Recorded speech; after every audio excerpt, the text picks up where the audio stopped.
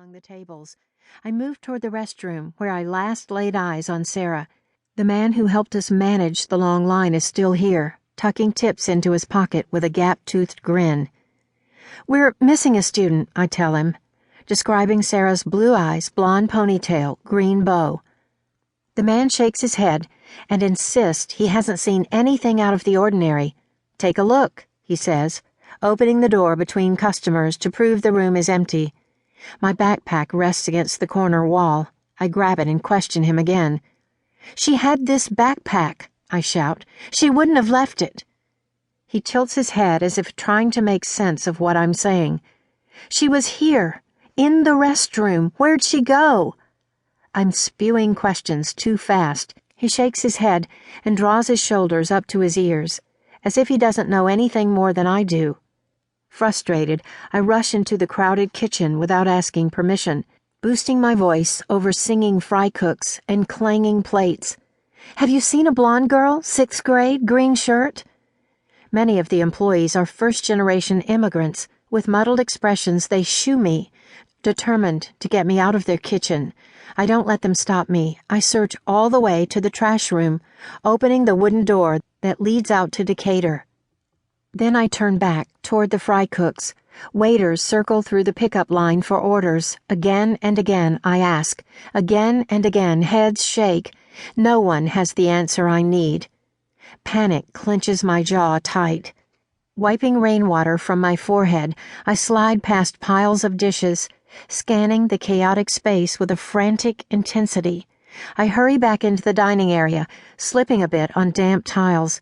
I rush out back to the alley, past ivy-cloaked walls and rain-soaked hedges. I run up the concrete steps to the riverside parking lot. I loop through cars and run to the river, searching the waters, crying out her name.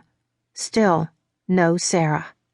Winding my way back past the colorful fountain, through the cafe, and then out to Decatur, I take in every sound, every sight. She's got to be here. Where else would she have gone? I shout down the sidewalks, screaming her name. A few curious folks turn in confusion, sipping sazeracs or iced mint juleps beneath the balconies, but most ignore me, carrying on their normal routines as if I'm just another party girl who's had too much to drink. But this is no stunt, no street show. Sarah is missing, and no one seems to care. I scan the upper-floor apartments, examining the iron-lace verandas that line the sky.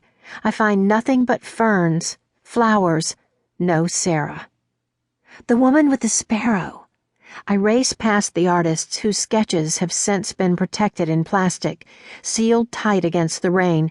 Here, beneath the spires, the truth-sayer's table has been packed away, and she is nowhere to be found.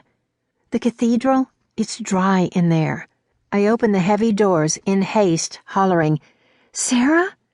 My hopes rise, remembering the flash of light from her gold pin. Of course this is where she would have gone. She's got to be here. To my right are rows of candles, many lit from prayer.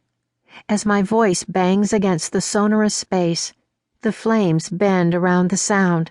I call again, "Sarah!" The sanctuary is packed with people seeking shelter from the storm. They begin to whisper, to help me search.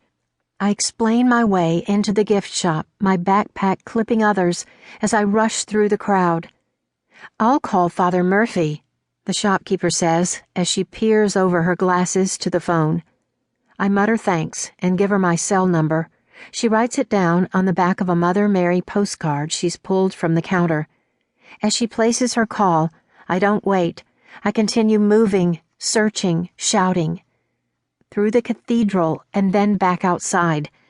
No matter where I look, I cannot find Sarah.